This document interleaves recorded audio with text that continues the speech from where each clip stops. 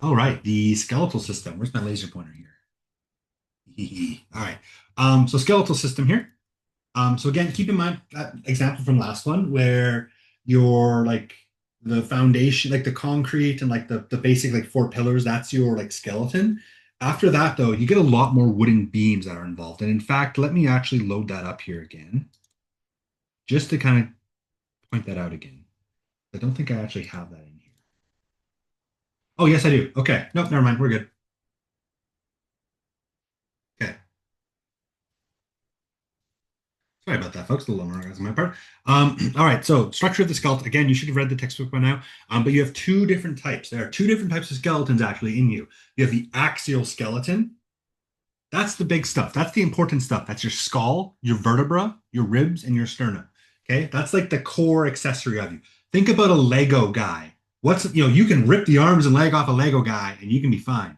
Um, but then you have your appendicular skeleton. This is your shoulders, your arms, your hips, your legs, your feet, all the other stuff. Okay. So again, your axial skeleton here, head, spine, ribs, and sternum. It is the core part. That is the only part you need to live. Okay. When you think axial, think what do I need to live? I need my head, I need my spine, I need my organs. That's it. The appendicular skeleton is freaking everything else. Okay. It's your appendicular. It's your appendages. That's where the word comes from. Your arms, your legs. I'm not going to lift my legs up and wave them around. So again, here's your axial skeleton. Really look at that picture here. It's the main frame. It's the frame that you attach everything else on. You attach your appendicular skeleton. Okay. They're both still a skeleton. They're both still a frame, but they serve different purposes. So obviously, skeletons are made out of four-letter word starts with B, bones. And there are a couple different kinds. So there are your compact bones; those are dense and those are strong. Those are the outside layers. Your outer layers are compact; they're very hard. Inside, however, maybe you have ever eaten like a chicken wing, maybe you like bit too hard or something and crunch. Oh, there it is. The inside, not the case. Um, there's marrow involved with it, and you can have either red or yellow. You have red marrow and yellow marrow. It is important, and you need to know the difference between them. Your red bone marrow contains your white blood cells. This is what creates them, and this is also what helps create red blood cells, which we'll talk about later.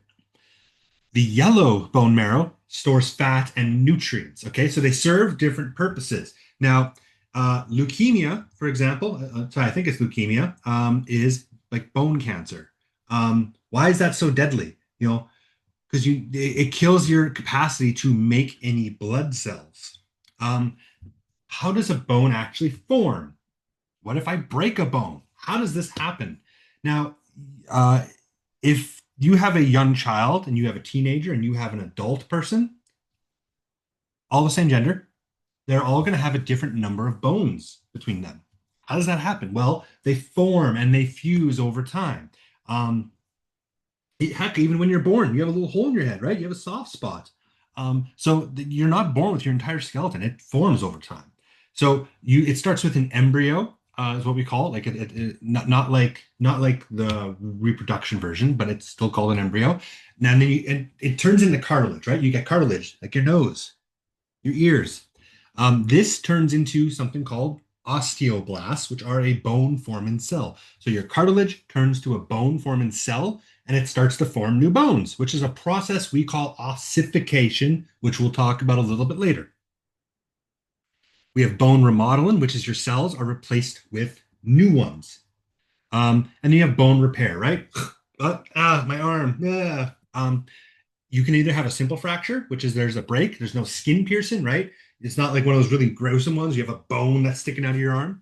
Um, that's pretty easy to fix. You can also get much worse ones, of course. But how does a bone actually repair? Well, the blood clots in the area. Connective tissue fills that space, right? Because a break is there's a gap. So it fills in that area, and then those osteoblasts, those new cells, start to create new bones. They start to form into a bone. Think of it like almost like a cocoon, like a butterfly going into a cocoon. So it liquefies into the area, and then it hardens and then creates a butterfly, a bone butterfly. So here's your typical human bone. Again, outside layers are that compact bone here. Very, very, very thick and strong and dense. Sorry, not thick, dense and strong. That's what gives it the strength, and that also what protects the soft, important stuff inside. Then you have your spongy bone, right? If you ever bit into the end of a chicken bone, you know exactly what that's like. It's not as strong. It is literally like a sponge. I could cut your bone in half. I could stick my thumb in it, and it would compress a little bit in the spongy part. Um, and then you have like a marrow cavity, right? This is where your bone marrow itself actually forms. There's blood vessels in it, but the main important stuff here is compact bones and spongy bones and the marrow. So again, you have a bone fracture. What happens? Well, again, blood flows and clots into the area, and then um, cartilage forms and it goes through ossification. You get those new bone cells that form bone. So how does it work? So first you get that soft callus of cartilage, that blood clots, and it forms a cartilage at the location. Those osteoblasts um, surround the fracture. They kind of turn into like spongy in a sense. They remove the spongy bone, and then the osteoblasts produce stronger, compact bone. So it starts as spongy, just to kind of fill in the area, and then it actually starts to fill that in and make it strong. And then you get them remodeling phase, just like skin. Uh, which is it's just remodels, right? It goes back to how it's supposed to be. Different bones take different amounts to heal. I fractured my foot, or my yeah my sorry, I chipped a bone in my foot and I chipped a bone in my ankle and I fractured my foot during the summer. It took like 2 or 3 weeks. If you break your leg, you break that's a much longer one, right? So joints are also a bone as well, right? There's different kinds of joints.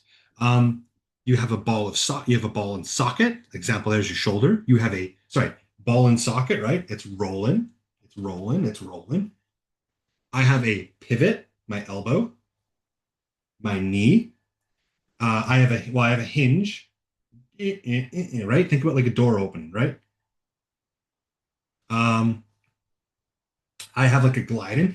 Take your shoulder blades and back them up, like literally pump your arms, like, oh yeah, that's a glide in motion. Then you have a suture. My skull doesn't move, guys. That's a suture, suture bone. So all of these joints, all of these bones are held together by ligaments. So bones have joints at the end for the most part, which are then held together by ligaments. So you've seen this example in your textbook. Just making sure you pay attention to it. So what does the skeletal system actually do? Well, five main purposes. One is it gives you support, obviously, right? Everything in your body attaches to your skeleton. So this is what supports it all. You have protection, right? Um, you have that dense bone that protects your nerve signals in your back, for an example. Your ribs protect your vital organs. You have formation of blood cells, red blood cells, white blood cells. Again, you don't get new blood cells, you die. A reservoir, it stores important nutrients such as calcium and phosphorus. There's a couple other ones, important fat, soluble vitamins as well. And then movement helps you move. I mean, your muscles are like, the muscles help a lot as well, but like they need something to attach to, right? Air ducts are useless without a furnace to blow the air through them. Um, so we have three essential questions for this. What's the difference between bones, the axial and the appendicular skeleton? Again, think about it. I need these to live. I need the other ones to move. How is new bone formed? Um, Skeletons are made of cartilage. As you, a fetus, develop, that turns into osteoblast cells, and they undergo ossification, the formation of the bone. So blood fills the area, osteoblasts come in and make that a callus. You get spongy bone, and then you get compact bone. And then again, we have those five functions there of the skeletal system. Um, One way to kind of like think about this, I've put a little acronym here, BCSO, right? BCSO, blood clots, forms a spongy. Sorry, blood clots, spongy. Oh, wait, what? I don't remember. Okay, no, I've lost it. My bad, guys. Ignore that. All right, that's it.